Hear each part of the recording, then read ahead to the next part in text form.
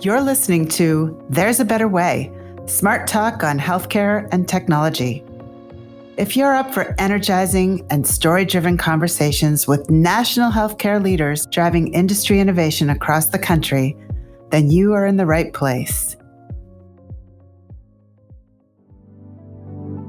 I am so excited to welcome our guest today, Dr. Nele Jessel, the Chief Medical Officer of Athena Health. Dr. Jessel is a board-certified clinical informaticist and a pediatrician with a passion for improving healthcare delivery and patient outcomes through technology. A self-described EHR cheerleader, she became interested in clinical informatics to bring the revolutionary potential of health information technology to pediatrics, a specialty where its adoption has lagged. In this episode, we'll talk with Dr. Jessel about her childhood in Germany and her decision to go into medicine. In fact, Dr. Jessel actually has 2 medical licenses, one to practice in Germany and one to practice in the United States. We'll hear why she believes the solution to clinician burnout actually may be more technology. Quite the provocative statement. For Dr. Jessel, the goal has always been to use technology to allow her and the clinicians she supports to practice old-fashioned medicine in a high-tech setting. I can't wait to hear more. Welcome, Dr. Jessel. It's so great to have you on the show. Thanks for having me. Why don't you start by just telling me a little bit about yourself? Was healthcare always on your mind in your career? Pretty much, yes. I think I've wanted to be in healthcare since I was about 3 years old. I actually have a picture of myself from that age where I am treating all my baby dolls and I'm dressed up like a nurse with a little white apron and a little white nursing cap. As far back as I can remember, I've always wanted to be a mother-baby nurse. Oh, that's a great story. So at 3 years old, you already knew, and that's a rarity. Now, you grew up in Germany, right? So what was that like? Yeah, so I grew up in Germany through my early 20s, and then I emigrated to the United States after I finished medical school. It was nice. We grew up in a mountainous region of Germany, so lots of outdoor activities, swimming in mountain lakes, cross-country skiing, hiking, blueberry picking. I had a pretty great childhood until about 7 or 8, and then we moved to Hamburg, which is a pretty large city in the north of Germany. And that's where I spent my late childhood and early teens. And did you earn your medical degree in Germany? I did. Yep. I went to medical school in Germany and I completed an internship in Germany, actually in surgery and cardiology, because I wanted to become either a surgeon or an interventional cardiologist. But then we ended up relocating to the United States initially on a 4-year expatriate contract for my husband. After 2 years, that turned into a lifelong assignment. So I actually ended up redoing all my exams in the US, certifying with the Educational Commission for Foreign Medical Graduates, and then entering a residency in the United States. So I have 2 licenses, one for Germany and one for the US. Oh my goodness. Have you actually practiced in both countries? I have not practiced in Germany in over 20 years, so only the extent that I practiced during my medical school time and my internship. So then you've spent most of your career practicing in the US as a pediatrician. What were some of those experiences like? Yes, so interesting enough, as I mentioned, I did not originally intend to become a pediatrician. I actually had my heart set on becoming an interventional cardiologist or a surgeon. But after we emigrated to the US, I applied to all kinds of different residencies and ended up in pediatrics, which is actually funny because I originally wanted to be a mother-baby nurse. So you would think the natural conclusion would have been to become a pediatrician. But for whatever reason, that was never really on my horizon originally. But I did end up really enjoying the residency, and I loved treating children and treating the families of those children. So it worked out really well at the end. For the first several years of my career, electronic health records on the ambulatory side and in private practice were still emerging. Many of us were still on paper. We did have electronic health records in the hospital already. So I worked for several years after I finished my residency. I worked as a hospitalist and for large and small healthcare systems. And we did use electronic health records on the hospital side. In private practice, much of private practice was still on paper, which has its advantages, but I personally was looking forward to the introduction of electronic health records in private practice because I felt there were many advantages to electronic health records, even when I had to use them on the hospital side. I still remember those days. At the end of my day, I used to have a stack of charts from here to the ceiling that I would often carry home with me to finish my notes because there were only two choices back then. You could either stay in the office for a couple of hours after the end of your day and finish your documentation, or you could lug all those charts home and then bring them back the next day to finish your notes. So transitioning to electronic health records and having the ability to log on to the system from anywhere to not just finish your charts, but also to look up medical information on a patient was hugely beneficial in my mind. I remember many weekends when I was on call, when I would actually drive to the office to pull a chart and look up the history after I got a phone call to be better informed so I could make an educated decision regarding that patient's care. Is there an experience you had as a pediatrician that really taught you about the needs for information sharing?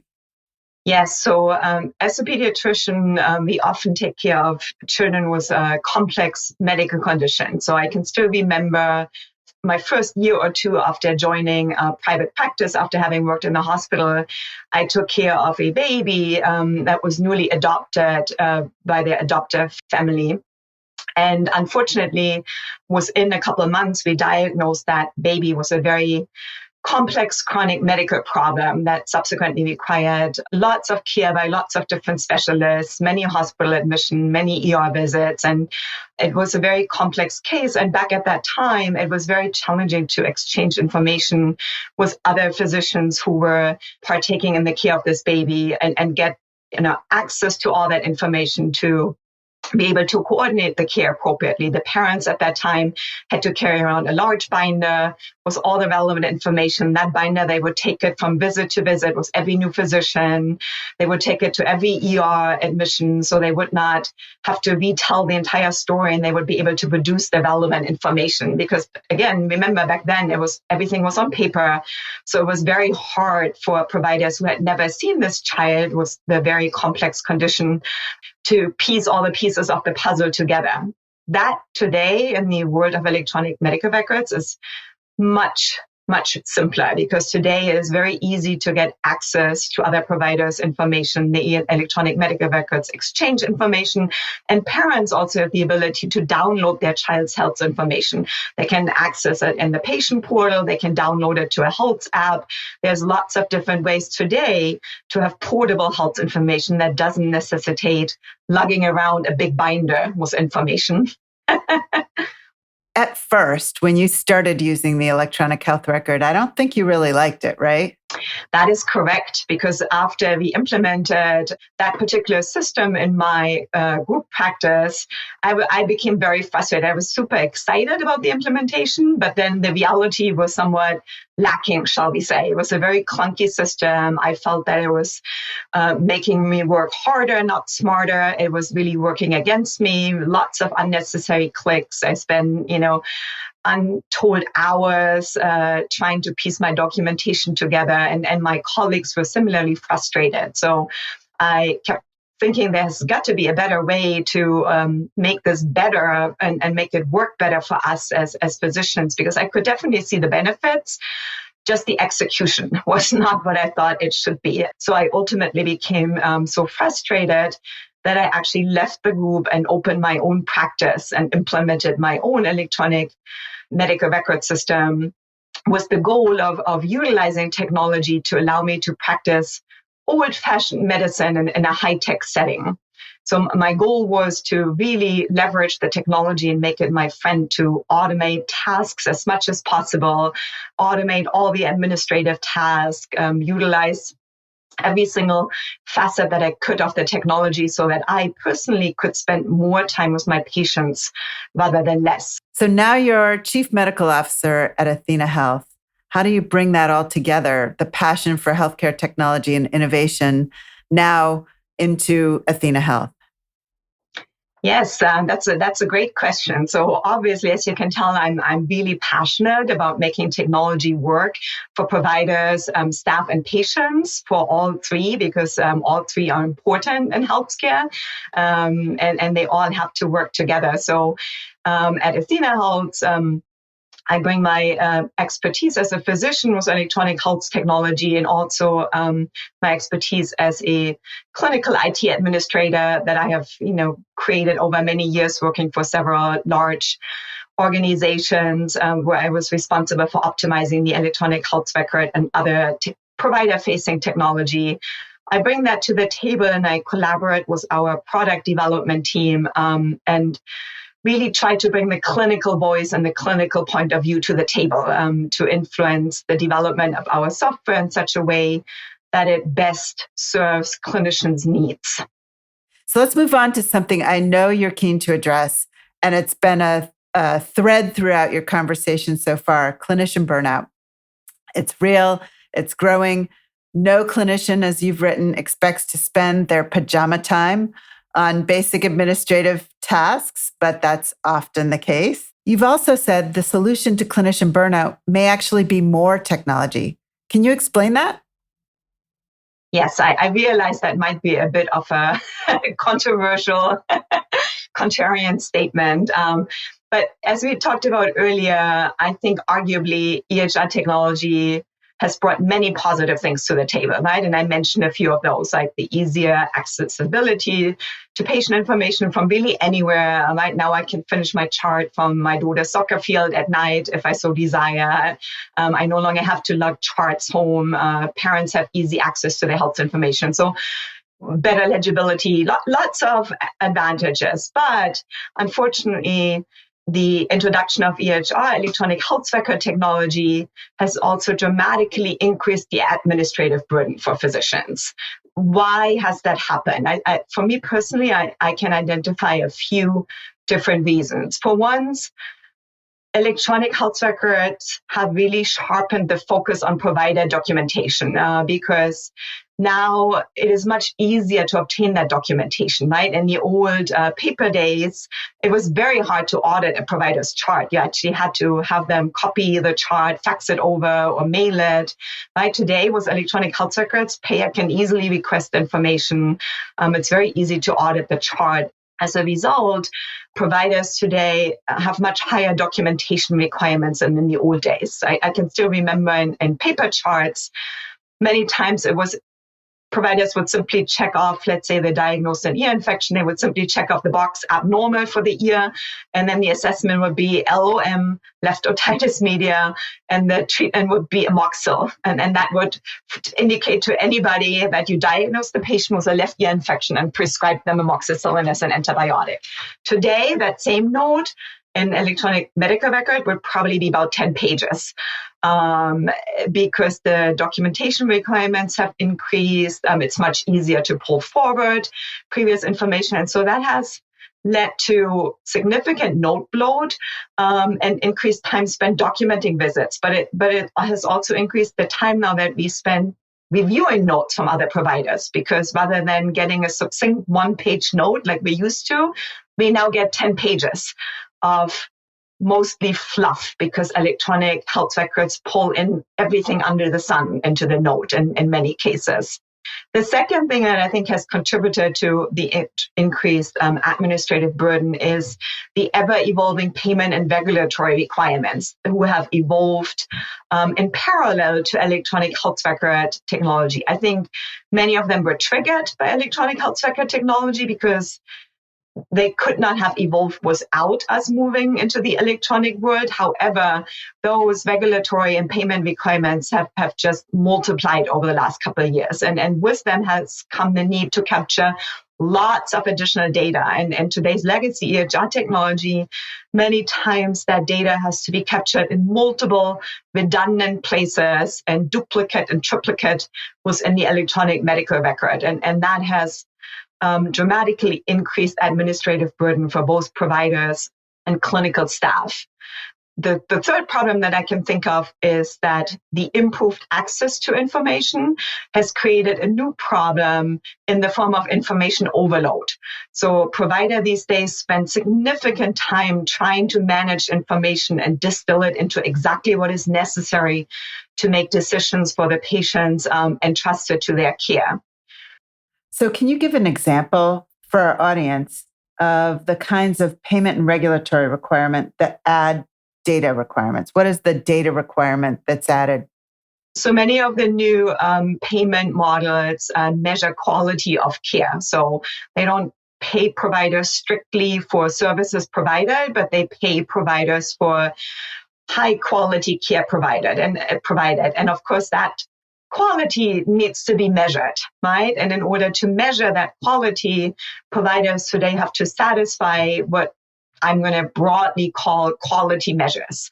So they have to document, for example, that they advised a certain number of patients to obtain colonoscopy screenings, that they performed appropriate diagnostic testing for patients with diabetes, for example, that they performed appropriate evaluations for patients with heart conditions. So there's all kinds of different quality programs that measure providers' performance in these areas. And today, many electronic health records have not really gotten to the point yet where they automatically capture all those data points, but they rely on providers to enter this information in what we call quality measures. Enter that the patient did have a blood test to screen for diabetes, that the patient had a colonoscopy. So capturing that data in the appropriate places today consumes many, many, many hours, not just for providers, but also for clinical staff. I read a study a while ago that the average primary care provider and their staff spend, I think it was a shocking, I forget the exact number, but somewhere around 758.2 hours per year documenting quality requirements. So, and that was a pretty shocking number. Dr. Jessel, you talk about curating information for providers and the need to curate that information. Can you put more context around that? What do you mean by curating information for providers? Yes. So today, like I said earlier, access to information is not nearly as big a problem anymore as it used to be. It still hasn't been 100% solved. We talk a lot about interoperability, which basically means the ability for electronic systems to freely exchange information. You would think that's easy, but it's actually not as easy as it sounds, because there's many different electronic medical record and electronic health record systems on the market, and they don't all speak the same language, interestingly enough. They should, but they don't. So it is not as easy to exchange information in electronic form between different systems as one would think. However, it is significantly easier than it has been back when we were on paper, and it's also getting easier every year as new standards evolve and systems try to adapt, universal standards that allow them to exchange information in an easier fashion. So with that has come lots and lots of new things that come to the chart any given day. Many notes, lab results, imaging results, lots and lots of different information. And that information often comes in a form of a note that is not 100% clear what's actually contained in the note. And sometimes providers will look at 50 notes and they have no idea which one of these they have to open to find, let's say, the CT scan that was performed on that patient or the lab results that were done at a different place. So today, providers painstakingly have to sift through all that information and in numerous different places in the chart often to find what it is they're looking for. And that creates a pretty significant administrative burden and also a high cognitive load. Taking care of patients is already challenging. Many times providers only have 10, 15 minutes with a patient. And during that time, they actually need to examine the patient, speak with the patient, diagnose the patient. So they can't afford to take all that time to read through the chart and find out relevant things they should know to make adequate decisions regarding that patient's care. Now, what do you see? I know we've talked a little bit about value-based care. What can this kind of approach do for healthcare in bringing healthcare from more of the episodic, specialty-based, siloed approach to patient care to more holistic patient care? So when I think about value-based care, and I put it in a very simple equation, right? To me, providing value means I deliver the best quality care I could possibly deliver at the lowest possible cost. That's what value is, right? In a very simple equation. And of course, as a patient, who doesn't want the best quality at the lowest cost, right? That's what we all want. We all want the best at the best possible price. So that's where I feel very strongly that the concept of value-based care really aligns the incentives for providers, patients, and also payers, right? It's all three. Payers have an incentive to want to spend the least amount of money on the patient panel they take care of. Patients have obviously a strong desire to receive the best quality care and the highest quality care, right? And obviously most of us, since we're all patients, would also prefer to pay the least amount of money for that care. So that makes sense. And then for providers, ultimately, providers would love to spend more time with patients and really be rewarded for the quality of their care and not the number of patients they see, right? And this is where I feel value-based care, hopefully in the future, will reward providers based on care, not based on volume, and will allow providers to see less patients, have less administrative work, and have a little bit more quality of life. And hopefully that will help decrease provider burnout and bring the joy back to the profession that has slowly eroded over the last couple of years. Athena Health is a leader in many areas, and one of the areas in particular that we work with Athena on is around prescription accuracy and quality. You've won the White Coat Award from SureScripts 3 years in a row. Can you talk about the priority tools that you're bringing into the system and to the physician today and why they're priorities?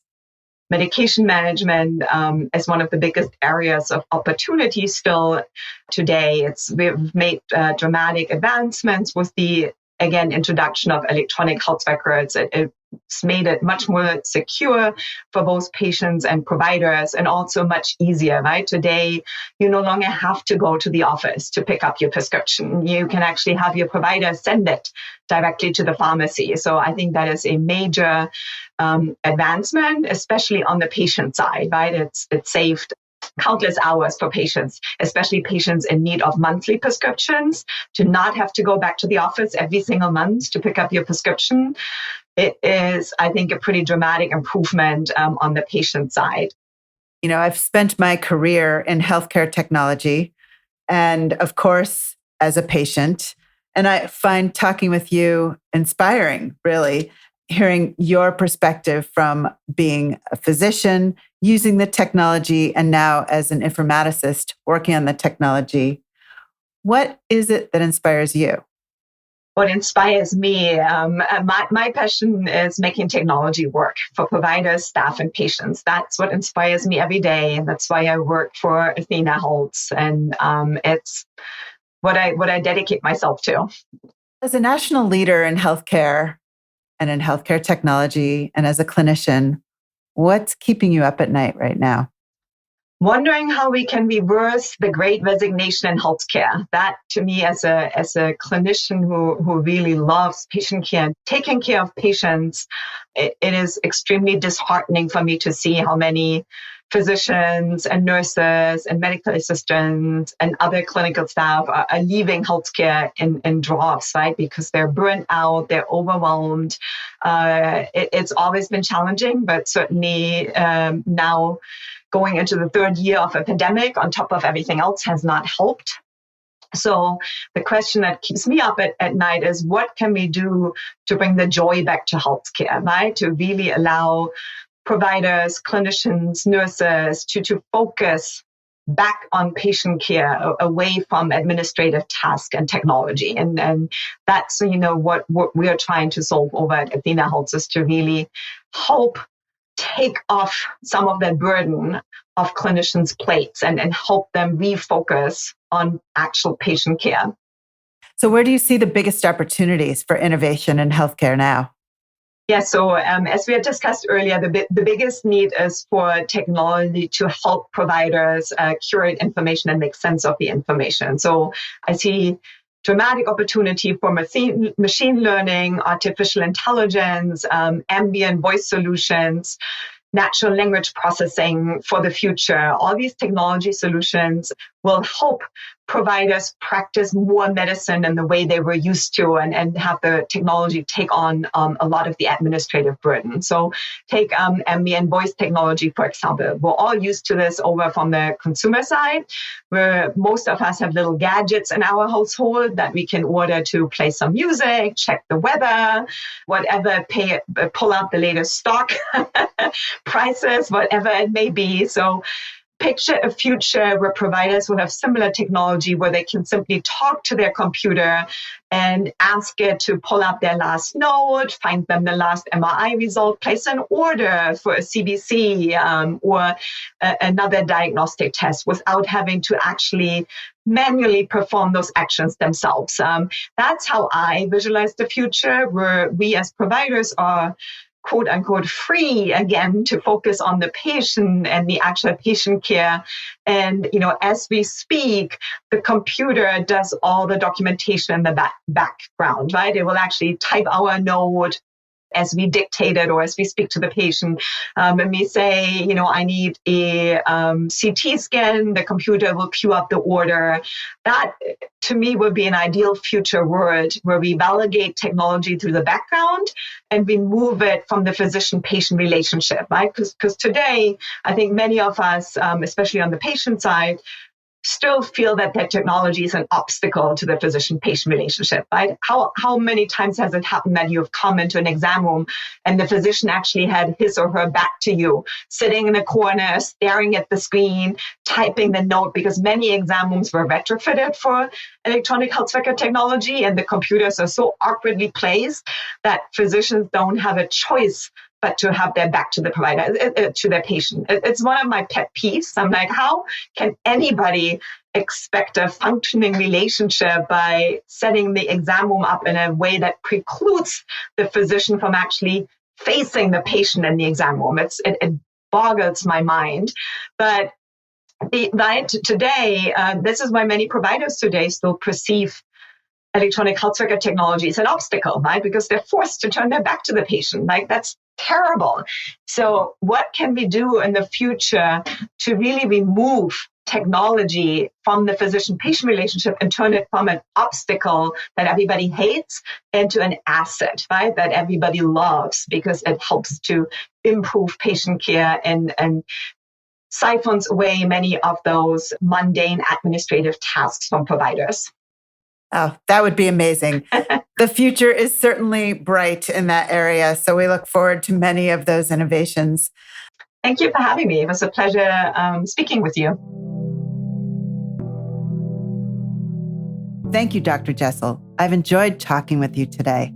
Your journey from EHR skeptic to EHR cheerleader has been an interesting one. And I'm energized by your vision for bringing joy back into clinical practice by leveraging new technologies, such as machine learning and artificial intelligence, to allow for greater curation of information and automation of manual tasks that will reduce administrative burden and burnout. As you've said, no clinician went into medicine to spend their pajama time finishing notes, and required documentation after the workday should long be over. You've clearly got both the clinical and informatics background and the joy for the work you're doing, and I can't wait to see where you innovate next. For those of you listening in, we hope you'll join us again. Our next episode will feature a nationally known advocate for community pharmacy. And our final episode will focus on protecting privacy and security in healthcare information exchange. Thank you for listening in today. If you've enjoyed this podcast, please rate, subscribe, and review. There's a better way. Smart talk on healthcare and technology. With your help, we'll continue to bring great conversations to the fore and to the wider listening public. Thank you.